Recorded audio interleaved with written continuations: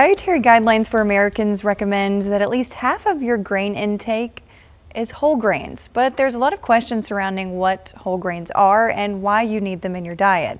Earlier this week, Brian Fowler joined me in Courtney's kitchen to break down whole grains. Whole grains are an important part of a balanced diet, and they're a great source of dietary fiber. Now, Brian, I already know which one's your favorite. Oh yeah, which one is it? It's going to be the oats over here. Yes, I do eat those as cereal. Oh yeah, and the oatmeal. Yes. Yes, I do. Yeah, quick or old-fashioned oats. Yep. Boil them in all that, butter and sugar. Yeah, maybe if you like oatmeal in the morning. And fibers are good for decreasing your bad cholesterol, decreasing your risk for certain types of cancer like colorectal cancer.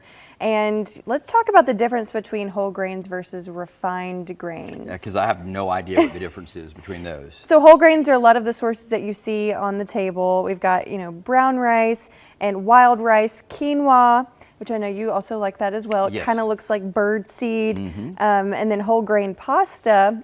And this is as compared to maybe white rice or white pasta that has refined grains in it. And that's a refined. Oh, because they've been kind of like white sugar is like a processed sugar, sort of the same thing. Okay. Exactly. Yeah. All right. Like I thought it meant it's more of a bougie grain, but I guess not.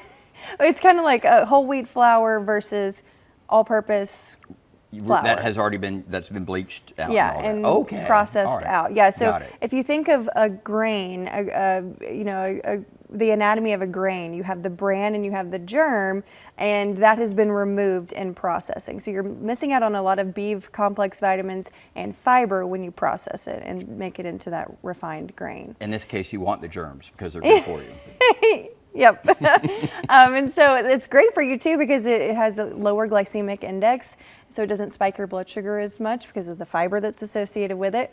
And the big recommendation is just to make half of your grains whole grains. So if you don't like whole grains, I personally like white bread versus whole wheat bread. But making half of your grains whole grains, so for example, let's say you had oatmeal in the morning for breakfast.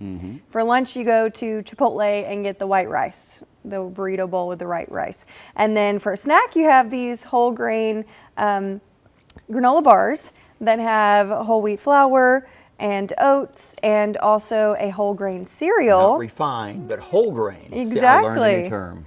Yeah, and then maybe for dinner, we've already had two options for whole grains. One of those refined grains, so you could also have a refined grain for dinner, just to simplify it that way. But if you like whole grains, then the more the merrier. Is it good? Is it good for energy? Yeah, it's got complex carbohydrates, so it's going to have carbs, which will give you energy, but it's going to sustain you for a little bit longer because the fiber is going to stay with you.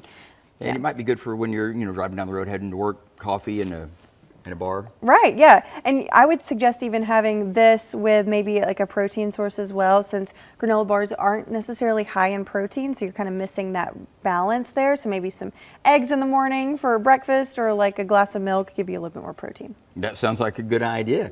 But it's easy and handy to eat, and it's good for you too. Absolutely. And if you have a question or topic you'd like me to cover, send us an email at pressreleases@ktbs.com.